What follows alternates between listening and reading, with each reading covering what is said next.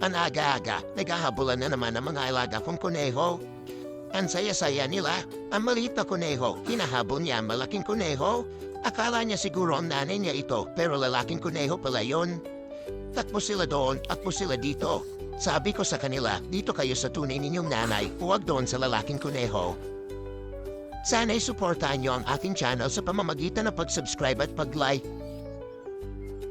Dahil sa kanila, gagawa na ako ng maiinom na kape. Hanapin mo nga ako ng baso. Ang ganda-ganda ng araw, ang sarap panoorin ng mga kuneho habang naglalaro, lalo na ang kukulit nila. Ang sipag nilang tumakbo, parang gusto pa yata uminom ng kape ng kuneho, hayop. Ang kulit-kulit ng kuneho na ito, parang gusto niyang uminom ng kape. Ayan, uminom ka na kasama namin.